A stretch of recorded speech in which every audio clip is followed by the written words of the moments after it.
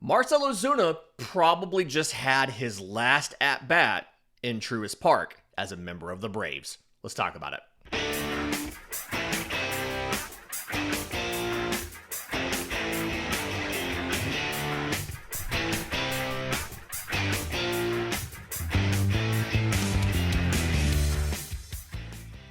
Yes, welcome on in to Braves Today for Thursday, July 24th, your source of news, notes, and updates on your Atlanta Braves. I'm your host, Lindsay Crosby. You can follow me on social media at Crosby Baseball. You can follow the show on X, Braves_today. We have a Facebook page and Instagram as well. And you can find all of my written work, bravestoday.com. That's the Braves Today Substack, as this is both a podcast and a newsletter. The Braves are off today after losing 2 out of 3 to the San Francisco Giants, but we still got plenty to bring you about the team ahead of tomorrow's series opener in Texas against the Rangers. Reminder, on Friday, we do our live show at noon Eastern, so make sure you're subscribed to the YouTube channel. Hit the notification bell so you know when that episode starts. We take questions and comments out of the live chat all during the show. I want to get to the fact that it's over. I mean, if you had any hopes coming out of the All-Star break that Atlanta could make a run, I think those 4 losses in 6 games showed you why that's not going to happen. I want to talk about what you do with the pitchers that are on the injured list. You have a quartet of guys that all could return this season. Chris Sale, Spencer Schwellenbach, Reynaldo, López, and Joe Jimenez. I want to talk about what we should do with them. But we're going to start off with Marcell Ozuna, because the Braves have sidelined him since right before the All-Star break. He started 1 game in St. Louis. He went 2 for 4. He drew a walk in a pinch hit appearance in another one of those games. He played 2 games against the Yankees. He got 1 start. He went 0 for 4. He had 1 pinch hit appearance. He struck out in the 9th. And then he struck out in the 9th yesterday in Game 3 of the Giants series. And that's all the playtime he's gotten since mid-July. And Brian Snitker has said that we're just going to use whichever catcher is not catching that day as the DH. And we saw they called up Sandy Leon to make that happen. And so it feels like as much of a certainty as you can get with a guy that has 10-5 rights. As much of a certainty as you can have that he's going to get moved. So I'm trying to think about who is going to get Marcell Ozuna, and wrote up a couple different options. We do have a report out there about a supposed deal that is in process of being done. We also have reports refuting that claim. So let's go through it all. Looking at Marcell Ozuna, playing on a $16 million club option this year, and to put it mildly, he struggled. We all know that. Let's just quantify it real quick. 235 batting average, 361 on base, and a 390 slug. 13 home runs, 42 RBI, 37 runs. Not great. A lot of the struggles start the beginning of June. When you look at from June 1st through now, he's batting 175 with a 562 OPS. I mean, it's a 263 on base and a 299 slug. He's even lost the ability to draw the walks that he was doing early in the year. You know, he still has 64 walks on the year, but again, he has like 13 in this entire stretch. And we all kind of assumed the hip injury was the big part of that. And Marcell has come out and said that the hip is not bothering him anymore. It's just a lack of timing and confidence at the plate. And the way to fix that, obviously, is give him playing time. We're not going to do that. He's going to get moved. We're not going to give him playing time. But who is? So when I went through, some of these are logical fits or what's been reported. Some of these were suggested by fans. They said, hey, this makes a lot of sense, and I wanted to figure out, does it or does it not? The San Diego Padres are obviously the number one destination. 1, there's an obvious need, but 2, we have a report on this. So the obvious need is, through Tuesday's games, the San Diego Padres have gotten negative 1.5 B WAR from their designated hitters. Baseball Reference WAR. That is 29th in baseball, ahead of only the Colorado Rockies. Through Tuesday's games, Padres DHs are batting .211 with a .278 on base and a .305 slug. 7 home runs. They've grounded into a team-high 16 double plays. No other position on the field has accounted for more double plays ground into than the Padres' designated hitter. Okay. So if they were to want Marcell Ozuna, you can kind of see how they would do this, right? He would be another right-handed power bat. Again, assuming he gets back to enough levels of health to actually perform. He'd be another right-handed power bat to pair with Manny Machado. Because when you look at the makeup of that roster, Gavin Sheets, who's playing a lot of left field for them, he's a lefty. Jackson Merrill, he's a lefty. It's like Manny Machado and Fernando Tatis are your 2 right-handed power bats. So it would give them a third right-handed power bat, and you could continue doing the alternating things that you do. It would also improve the infield offense if they were to do this. Because the most common configuration of the lineup for the Padres is they have Luis Ariz, the singles merchant, at DH. They have Jake Cronenworth at first and Jose Iglesias at second. Jose Iglesias was amazing for the Mets last year. Bet hit .337. He was killing it. This year, he's batting .235. So the logical adjustment here would be you put Cronenworth at second. His defense is good enough to play second. It's fine. You put Ariz at first. That does lower your defense a little bit. Ariz is not good at anything but hitting singles. And then you put Ozuna at DH.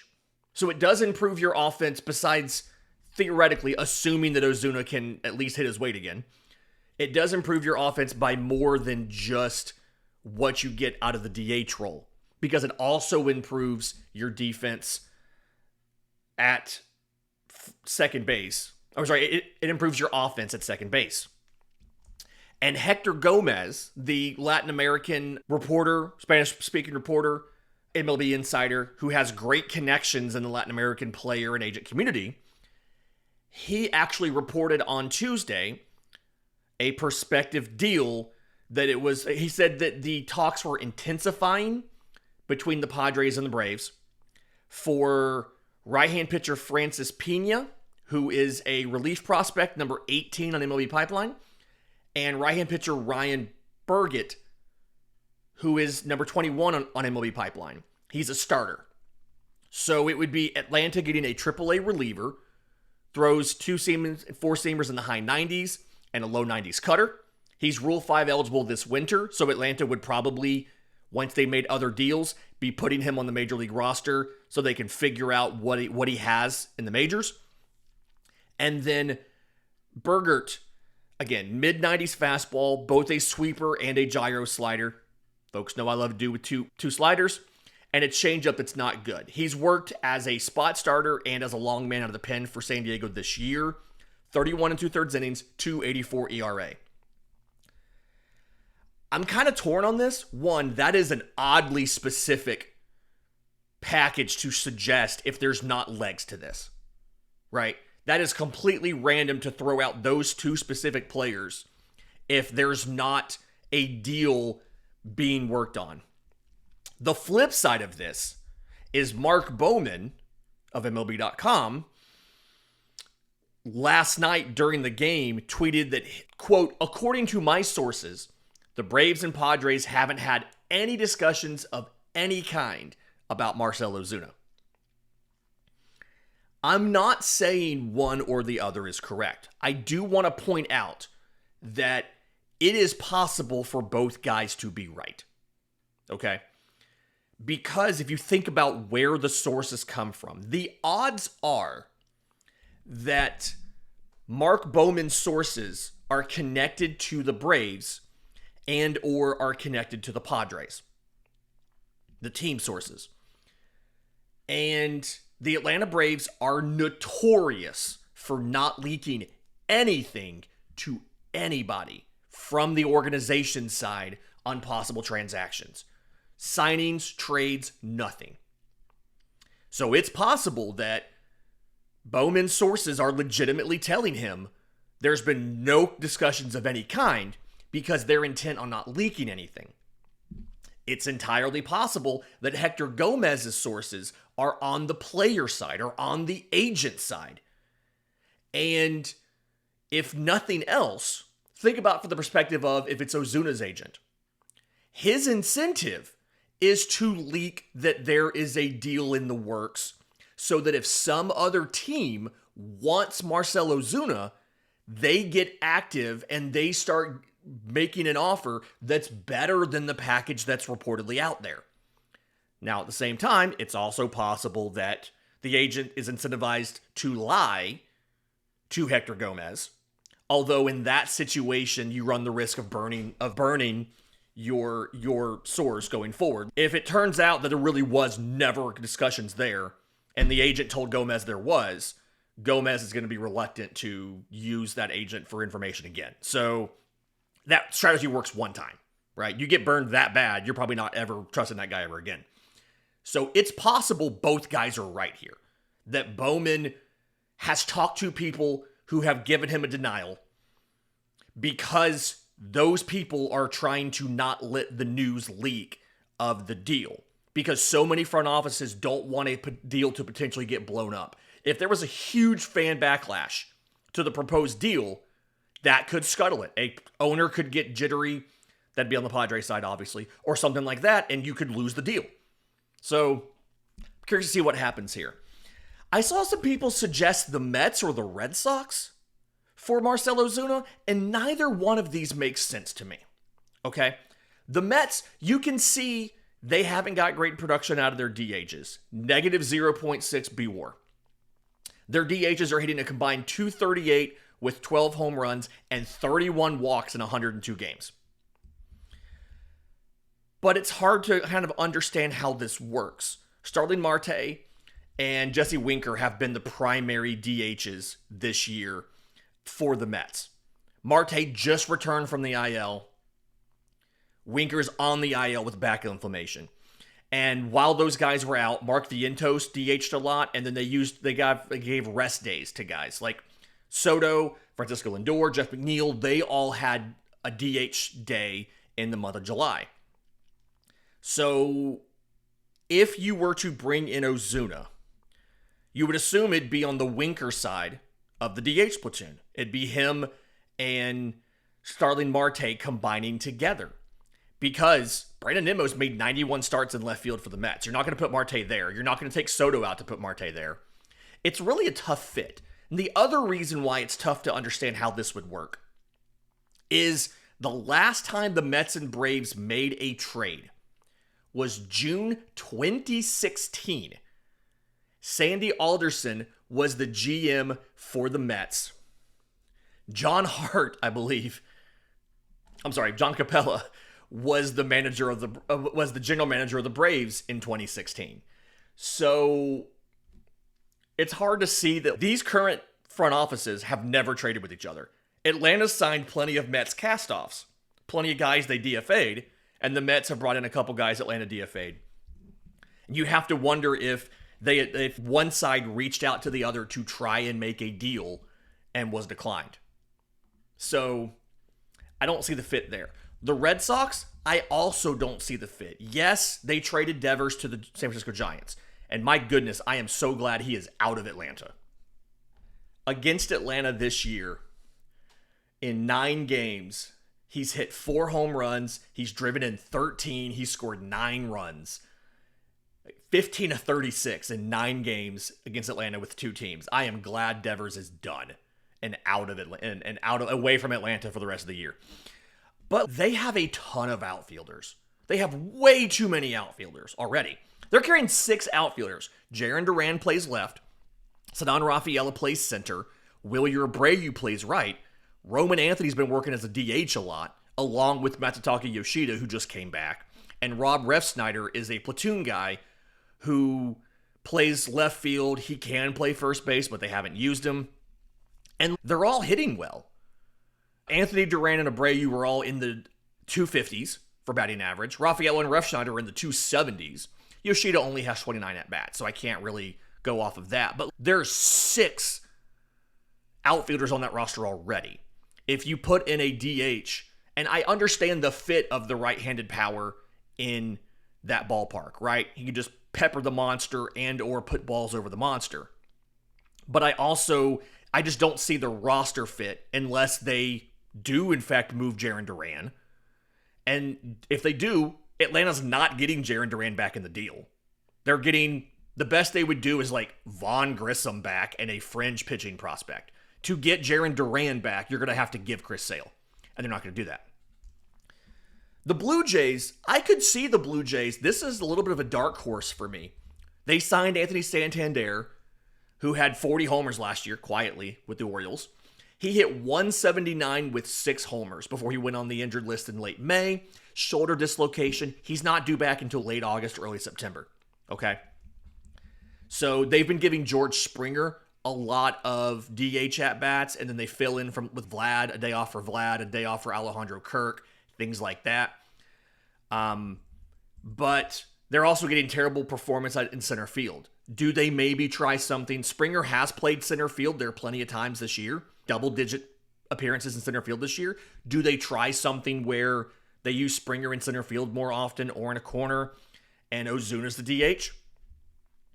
And then when Santander comes back, he's a lefty. Do they pair the righty Ozuna and the lefty Santander back? That's interesting. The Giants also could be a dark horse here. They played Devers for the first time all season at first base.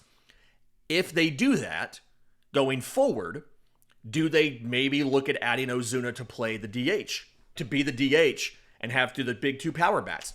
The flip side of that is they just came into Atlanta and took 2 out of 3 from a struggling Braves offense that saw fit to give Marcell Ozuna exactly 1 at-bat where he struck out looking in the 9th of a loss. So I don't know what's going to happen to Marcell Ozuna. I feel like, yes, he's going to move. I don't know who's going to get him. I don't know who the return is going to be. If it's that return for the Padres, I love it. I'd be happy with one of those guys. Never mind both. We'll see what happens there. I do think the Blue Jays are a dark horse there. Kind of maybe watch for that. And the Giants would be interesting. I don't think they'll do that, but we'll see what happens. This first segment went on really long. In just a second, let's talk about some of Atlanta's options to bring back their injured pitchers before the season ends and what Brian Snitker said about this yesterday. We'll do that next, right here on Braves Today. But first, today's episode is brought to you by our friends at Encase Cards. This is a custom card manufacturer. I love what they do, right? They print, or they design, print, and slab custom cards for you. And obviously, the thing that makes the most sense is youth sports, right? My son played t-ball. They put him on the White Sox. He was a shortstop and a second baseman and a pitcher. The pitcher in t-ball is just your best fielder, right? And so I uploaded the photo to the Encase Cards website. They designed the front and the back. They went ahead and printed this, slabbed it, gave me a cool case that has a built-in stand so my son can put it on his dresser, and shipped it to us. It works similar to that. They have all kind of awesome templates. You can get the holographic designs and everything on there. They'll give you a promo code, they'll give you a discount with our promo code Braves Today. I do think you need the pound, the hashtag in the front. But this is really cool for things other than just youth sports, right? Your fantasy football league, get the winner a card, get the loser a card, memorialize them losing with the card. Employee of the year, employee of the month for your company, get them. Crosby Media is doing one of these for our employee of the year for the 2025 season. I'm really curious to see who my company picks as employee of the year and memorializes them in a card. I'm really curious which of our employees it's going to be. The joke is that I'm the only employee. Tons of graduation. There's tons of things that you could do with Encase Cards. So go to the website, ncascards.com, ncasecards.com, promo code Braves Today gets you a discount on your order. And thank you to our friends at Ncase Cards for sponsoring Braves Today. Welcome back to Braves Today. Lindsay Crosby. I want to talk about the injured pitchers that Atlanta needs to figure out what to do with, okay? Because if there's 3 starters who are injured who could come back this year, as well as a key reliever, right? A.J. Smith-Shawver's not coming back this year. He had Tommy John. I personally don't expect to see him making regular starts for Atlanta until 2027. He will be able to pitch late next season, but I don't expect him to get back to the majors as long as the team is competing next year. I think it's going to be 2027. But you have 4 other pitchers who could return. Chris Sale has his fractured rib cage. Spencer Schwellenbach has his fractured elbow. Reynaldo López has that shoulder surgery that he had, the arthroscopic surgery early in the year.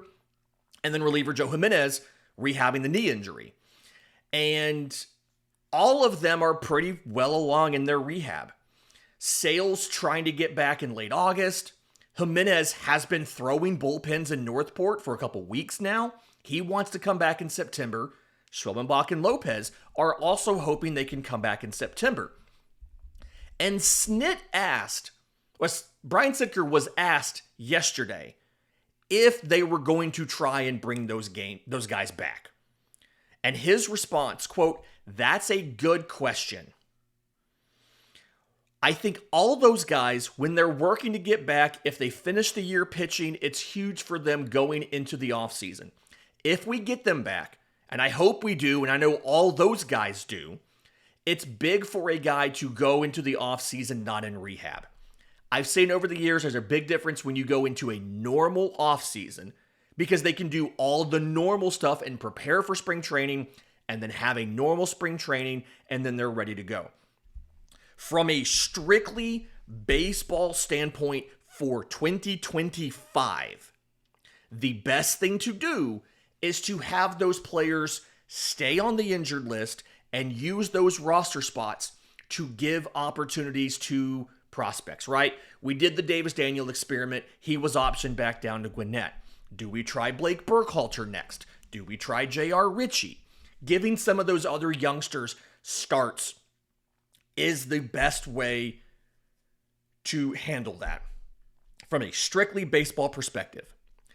But we forget these guys are human too. And I remember after the Braves acquired Chris Sale, we talked to him from Northport via Zoom. We, the media, talked to him via Zoom, and he told us how big of a deal it was for him mentally and preparation-wise to have gotten back on the mound in the 2023 season kind of late and make some starts so that he had a normal offseason in 24. Echoing what Brian Snitker said, that it was a big deal mentally for him to be able to have a normal offseason. And it was the first time he had had a normal offseason where he wasn't rehabbing in years. The thought process here is being able to get back on the mound and knowing either A, that you are good to know, you are good to go, and everything works, or B, knowing that you have a little bit more work to do and here's what you need to work on is helpful. And so I'm a little bit torn on this. I want to preserve the roster spots so that we can give some prospects and guys like that opportunities. I want to see Hayden Harris get a chance to come up and work out of the bullpen. I want to see Blake Burkhalter. He's Rule 5 eligible this winter. I want to see Blake Burkhalter have an opportunity to make starts in Atlanta. Because you have to decide this winter, one, I guess, is he a starter or reliever? But two, do you put him on the 40-man roster? Because you have to decide, or else you could potentially lose him in the Rule 5 draft. You've got a couple guys like that. Giancarlo Lara, he's another guy that is Rule 5 eligible this winter. I want to see him get a chance to pitch at the major league level. Hayden Harris is another Rule 5 eligible guy. Like, you have guys, you've got to figure out what to do here. But as much as those guys, we need to know about them to go into 2026, we also need to know about, or we also need standard contributions from Spencer Schwellenbach, from Chris Sale, from Reynaldo López. We need to know, are those guys healthy? Those guys need to know, am I healthy and can I do this? So I'm a little bit torn on this. And Snit kind of went on a little bit. It would be great if we got all those guys back and have them pitching whenever to finish the year, so they can go into the offseason with some normality instead of coming in here, and he means Truist Park, and working out all winter and not being able to go home and just do the things they like to do. Again, it's a peace of mind thing. And I think sometimes when we discuss this stuff, and I'm as guilty of it as anybody else, when we discuss this stuff, we think about it purely in baseball terms. And we don't think about the fact that these guys are human beings, right? And they have the uncertainty. They have, I'm not going to say anxiety, but they're uncomfortable not knowing, hey, am I good enough to pitch in the majors? Am I healthy enough to pitch in the majors? Is my stuff back? So I think the best way for Atlanta to do this, they option down Davis Daniel. Bring up somebody new for that start. Give me Burkhalter starting against the Reds next week, right? Bring up somebody new for the start. And then at the end of August or in September, when these guys are ready to come up or to come back from the injured list, give these guys the runway late in the year to show that they're fully healthy and they're back to who we thought they were. That's the best way to handle this. From a trying to get to where you can contend in 2026 perspective. That's the best way to handle this. You need these injured guys to feel confident that they are back to 100%. So that when you go into spring training, you know, hey, my rotation is Chris Sale, Spencer Strider, Spencer Schwellenbach, Reynaldo López, Grant Holmes. We have a 5-man rotation entering spring training. And we have info on some of these other prospects. We have info on Blake Burkhalter and if he's ready. We have info on J.R. Ritchie. We have info on Bryce Elder and Davis Daniel and all these guys. And Snit always wants to have 7 guys stretched out as you get into spring to battle for 5 spots. You could have more than that. You could have 10 guys ready to go. You're going to need them. But the best thing for the 26 roster is get some info now. Be aggressive now with the other prospects. We've seen Didier Fuentes. We haven't seen the rest of them. Bring those guys up. And then at the end of the year, let these veterans come back and pitch in the majors so they know they're healthy and they know they're ready to go. And if they're not healthy and ready to go, you know what to do to get them healthy and ready to go. That's the best way to handle this from a long-term planning perspective if you're trying to compete next year, and I think we all assume the Braves are. In just a second, I don't want to go through the entire series of what happened against the Giants. It was terrible. But I want to talk about Spencer Strider's comments because I don't think we're giving him enough credit for being as great of a leader as he is. We'll do that next, right here on Braves Today. Final segment of Braves Today, Lindsay Crosby, and let's talk about what Spencer Strider said because he wasn't terrible yesterday. He wasn't great, mind you. Couldn't really locate the fastball that well. 5 innings, 5 hits, 3 runs, 3 walks, 7 strikeouts. Did give up 2 homers. Really hard to get mad at him for that Raffy Devers home run. That ball was less than a foot off the ground. Per Sarah Langs of MLB.com, it's the second lowest pitch to be hit for a home run this season. Kind of hard to be mad at him for that. But he wasn't the best. He wasn't the form that he usually is. And he was very blunt that the team is underperforming and that he has not been good enough. Quote, it's embarrassing, honestly. I feel we've had a million opportunities to make adjustments and get headed in the direction that we think we're capable of.